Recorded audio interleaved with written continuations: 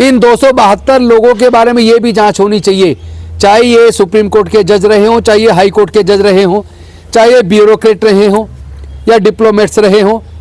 इन लोगों ने रिटायरमेंट के बाद सरकार से क्या क्या लाभ लिया। कोई एनजीटी में गया होगा, कोई ह्यूमन राइट्स कमीशन में मेंबर बना होगा, कोई अलग अलग संवैधानिक संस्थाओं में कुछ पद पाया होगा। अगर इस बात की जांच हो जाए तो पता चलेगा कि इनकी मानसिकता मनुवाद के फेवर में, चूंकि जब चीफ जस्टिस ऑफ इंडिया के ऊपर जूता फेंका गया वो देश के संविधान पर हमला था, उसके बारे में भी इन 272 लोगों ने नहीं बोला होगा। इस देश में एक आईपीएस ऑफिसर जिसकी पत्नी आईएएस ऑफिसर है, उसको जाति आधार पर इतना प्रताड़ित किया जाता है कि वो सुसाइड कर लेता है, उसको न्याय मिल जाए, उसके ऊपर भी इन 272 लोगों ने नहीं बोला होगा। जहां मुस्लिम लोगों की हत्या कर दी जाती है, जहां दंगे हो जाते हैं, लोगों को मार दिया जाता है, जाति के नाम पर मार दिया जाता है, कभी ऐसे मामलों में 272 लोग नहीं बोलते। इससे हमें समझना पड़ेगा लड़ाई विचारधारा की है।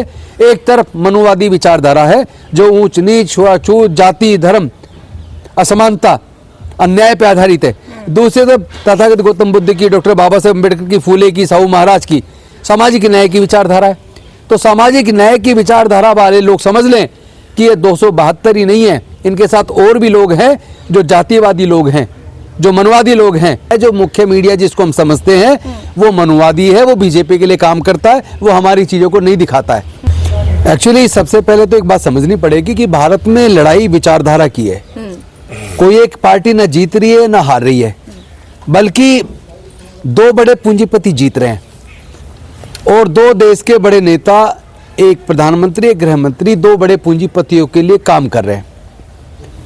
पूरा का पूरा चुनाव चोरी हो रहा है। ईवीएम से जो खेल हो रहा है, उसके अंदर जो टाइमर लगा है, टाइम क्लॉक लगा है, उसकी मदद से जो डेट और टाइम फिक्स करके वोट की चोरी की जाती है, उसके ऊपर कभी भी आपको ये 272 लोग बोलते नहीं मिलेंगे।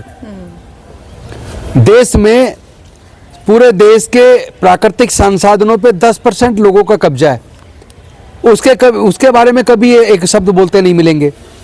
देश के पूरे मुख्य मीडिया, इलेक्ट्रॉनिक और प्रिंट मीडिया, उसमें SC ST OBC की भागीदारी नहीं है, उसके ऊपर वो बोलते नहीं मिलेंगे। देश का पूरा प्राकृतिक और संसाधन और पूरा 90% धन देश के 10% लोगों के हाथ में है, उसके ऊपर बोलते नहीं मिलेंगे। देश में चुनाव से एकदम पहले, चुनाव के दौरान 1 करोड़ 20 लाख से ज्यादा लोगों के अकाउंट में 10-10 हजार रुपया डाल दिया, उनकी एक तरीके से वोट खरीदी गई, उसके बारे में 272 लोगों में से एक ने नहीं बोला। बीजेपी के एक प्रवक्ता, पूर्व सांसद, उन्होंने दिल्ली में भी वोट डाला और फरवरी में दिल्ली में डाला और 6 नवंबर को जाके बिहार में वोट डाला। दिल्ली में वोट डाल के भी फोटो डाली और नवंबर में वोट बिहार में डाल के भी वोट डाली, पोस्ट डाली सोशल मीडिया पे। इसी तरह कई सारे बीजेपी के जुड़े हुए नेता, उन्होंने दिल्ली में वोट डाली, बिहार में वोट डाली, उन्होंने उत्तर प्रदेश में वोट डाली, बिहार में वोट डाली, उन्होंने उत्तराखंड में वोट डाली, बिहार में वोट डाली, उन्होंने मध्य प्रदेश में वोट डाली, बिहार में जाके वोट डाली। और वोट डालते वक्त तो दोनों ही बार उन्होंने सोशल मीडिया पे पोस्ट डाला। इतने सारे सबूत होने के बावजूद मैं पूछना चाहता हूं, इन 272 लोगों ने कभी भी एक शब्द बोला क्या? इन 272 लोगों के बारे में ये भी जांच होनी चाहिए, चाहे ये सुप्रीम कोर्ट के जज रहे हों, चाहे ये हाई कोर्ट के जज रहे हों, चाहे ये ब्यूरोक्रेट रहे हों या डिप्लोमेट्स रहे हों। इन लोगों ने रिटायरमेंट के बाद सरकार से क्या क्या लाभ लिया। कोई एनजीटी में गया होगा, कोई ह्यूमन राइट्स कमीशन में मेंबर बना होगा, कोई अलग अलग संवैधानिक संस्थाओं में कुछ पद पाया होगा।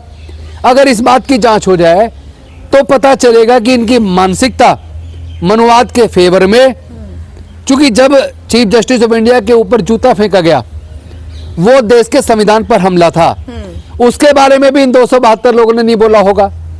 इस देश में एक आईपीएस ऑफिसर जिसकी पत्नी आईएएस ऑफिसर है, उसको जाति आधार पर इतना प्रताड़ित किया जाता है कि वो सुसाइड कर लेता है, उसको न्याय मिल जाए, उसके ऊपर भी इन 272 लोगों ने नहीं बोला होगा। देश में बड़े पैमाने पर SIR के नाम पर वोट काटे जा रहे हैं और हमने देखा पिछले चुनाव के दौरान, जब मैं भी खुद चुनाव लड़ा तो मेरे चुनाव क्षेत्र में दलित और मुस्लिम काफी संख्या में है। लेकिन वहाँ मुस्लिम बस्तियों में, दलित बस्तियों में बड़े पैमाने पे वोट कटा। एक तरफ इलेक्शन कमीशन कहता है कि भाई जिसका वोट कटता है उसको नोटिस जाता है, बाकायदा उससे पूछा जाता है कि आपका नोट कट रहा है, आपको कोई ऑब्जेक्शन तो फाइल नहीं करना। लेकिन मैंने देखा लोगों का, हजारों लोगों का वोट कटा, किसी को कोई नोटिस नहीं आया, आता ही नहीं है कभी, इसका कोई रिकॉर्ड ही नहीं मिल सकता। इसके बारे में भी 272 लोगों ने कभी कुछ नहीं बोला। और जो पूरे देश से ट्रेन, बसेस, एयर टिकट्स मुहैया कराकर मुफ्त में लाखों लोगों को अलग अलग प्रदेशों से, शहरों से ले जाके बिहार में उनके जाने का इंतजाम किया, किसी को कपड़े दिए, किसी को कुछ दिया, अलग अलग तरह के साधन उपलब्ध कराए गए, उसके बारे में भी एक शब्द नहीं बोला। कहा 7 करोड़ 42 लाख वोटर बताए, 7 करोड़ 45 लाख से ज्यादा वोट पड़ गई, 3 लाख से ज्यादा वोट ये बढ़ा, इसके बारे में भी ये 272 लोगों ने एक शब्द नहीं बोला। तो ये 272 लोग कभी सामाजिक न्याय पे क्यों नहीं बोलते? और राहुल गांधी के ही खिलाफ क्यों बोला? इसलिए बोला क्योंकि राहुल गांधी के खिलाफ ईडी ने अपनी कार्रवाई की, सीबीआई ने अपनी कार्रवाई की। इन सारी कार्रवाइयों के बावजूद राहुल गांधी झुके नहीं, डरे नहीं। वो सामाजिक न्याय की बात कर रहे हैं। वो कह रहे हैं हिस्सेदारी, भागीदारी जनसंख्या के हिसाब से होनी चाहिए। वो कह रहे हैं कि बहुजन समाज के लोगों की इस देश के व्यापार में, इस देश के मीडिया में, इस देश की सुपीरियर हायर जुडिशरी में उनका हिस्सा नहीं है, नेचुरल रिसोर्सेज में उनका हिस्सा नहीं है, उनको उनका हक मिलना चाहिए।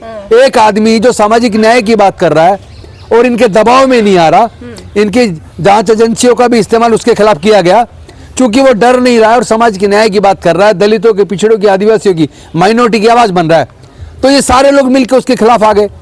लेकिन दूसरी तरफ जहां मुस्लिम लोगों की हत्या कर दी जाती है, जहां दंगे हो जाते हैं, लोगों को मार दिया जाता है, जाति के नाम पर मार दिया जाता है, कभी ऐसे मामलों में 272 लोग नहीं बोलते। इससे हमें समझना पड़ेगा लड़ाई विचारधारा की है। एक तरफ मनुवादी विचारधारा है जो ऊंच नीच, छुआछूत, जाति, धर्म, असमानता, अन्याय पर आधारित है। दूसरी तरफ तथागत गौतम बुद्ध की, डॉक्टर बाबा साहेब अम्बेडकर की, फूले की, साहू महाराज की सामाजिक न्याय की विचारधारा है। तो सामाजिक न्याय की विचारधारा वाले लोग समझ लें कि ये 272 ही नहीं है, इनके साथ और भी लोग हैं जो जातिवादी लोग हैं, जो मनवादी लोग हैं, जो सामाजिक न्याय के खिलाफ हैं, जो गरीबों को उनका हक मिले उसके खिलाफ हैं। मैं तो यहां तक कहता हूं, उन्होंने जो अपनी नौकरी के लास्ट के 10 साल में जो जजमेंट दिए हैं, उन जजमेंट का भी एक बार अगर परीक्षण हो जाए तो पता चलेगा कि कितनी कॉन्स्टिट्यूशनल जजमेंट है, कितने अनकॉन्स्टिट्यूशनल जजमेंट है, कितने जजमेंट आस्था के आधार पर है या पूर्वाग्रह से ग्रसित है, और कितने जजमेंट कानून और न्याय के आधार पर है। ये भी जांच होनी चाहिए। ये 272 लोग तो एक तरफ, दूसरी तरफ जिनके खिलाफ लड़ाई लगातार आप लोग लड़ रहे थे, अब बिहार की जनता, चाहे आप इसको लेकर लड़े या जो कुछ भी करे, जनमत को मानकर आपको स्वीकार करना ही पड़ेगा कि बिहार की जनता ने नकार दिया है। और नीतीश बाबू को बिहार की जनता ने नहीं नकार दिया, बल्कि बिहार की जनता को इन्होंने बेवकूफ बना दिया। हाँ। ये कह के कि आपको 2-2 लाख रुपए देंगे, 10,000 रुपए एडवांस दे रहे हैं व्यापार करने के लिए। अब देखना ये वो कितने पैसे देंगे सामने आ जाएगा। और दूसरी बात, ये आखिर चुनाव आयोग है कहाँ? यहाँ सुप्रीम कोर्ट, हाई कोर्ट कहाँ है? डेमोक्रेसी के अंदर अगर चुनाव से पहले किसी भी प्रकार का पैसा दिया जाए, वो एक तरह का प्रलोभन है, दूसरे की वोट को प्रभावित करता है। तो जहां इलेक्शन कमीशन पर जिम्मेदारी है फ्री, फेयर एंड ट्रांसपेरेंट चुनाव कराने की, तो क्या इस तरीके से फ्री, फेयर एंड ट्रांसपेरेंट चुनाव होगा? इस बात को जनता तय कर ले। प्रशांत किशोर ने भी एलिगेशंस लगाए हैं। उनका कहना है कि वर्ल्ड बैंक के पैसे का इस्तेमाल हुआ है बकायदा।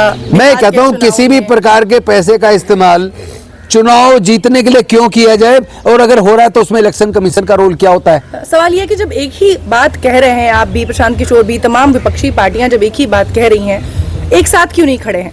वो आपको नजर आएगा अभी दिसंबर में, शायद फर्स्ट वीक में बहुत बड़ी रैली दिल्ली के अंदर होने वाली है, रामलीला मैदान में, और आपको दिखेगा कि सारे विपक्ष के लोग सच के लिए, लोगों के हक और अधिकार के लिए, और चुनाव में जो चोरी हो रही है, वोट की जो चोरी है, और उसके खिलाफ पूरे देश में एकजुट होंगे। और ये एसआईआर के नाम पे जो बेवकूफ बनाने की प्रक्रिया चली है, इसको रोकने के लिए भी पूरा देश इकट्ठा होगा। बिहार महिलाओं को पैसे देने का पैटर्न तो मध्य प्रदेश, महाराष्ट्र, हरियाणा, बिहार आएगा। तो मैं वही आपको कह रहा हूँ, वही मैं कह रहा हूँ कि इसको हम बार बार बोल रहे हैं, तो आखिर ऐसे मुद्दों पे इलेक्शन कमीशन कार्रवाई क्यों नहीं करता? क्योंकि इलेक्शन कमीशन निष्पक्ष नहीं है। Election commission Bharatiya Janata party की जेब में है। सर, चुनाव से पहले विपक्ष ने भी इस मुद्दे को उतनी मजबूती से नहीं उठाया था जितना अब इस पर लेकर रोना नहीं, लगातार उठा रहे हैं। फर्क सिर्फ इतना है, जो मुख्य मीडिया जिसको हम समझते हैं वो मनुवादी है, वो बीजेपी के लिए काम करता है, वो हमारी चीजों को नहीं दिखाता है। क्या ममता दीदी भी इस तरह की योजना लाए तो सरकार को कोई आपत्ति नहीं होगी चुनाव आयोग को? मैं ये कह रहा हूँ किसी भी प्रकार का प्रलोभन चुनाव से पहले अगर मिलता है तो उसमें इलेक्शन कमीशन को अपनी जिम्मेदारी निभानी चाहिए।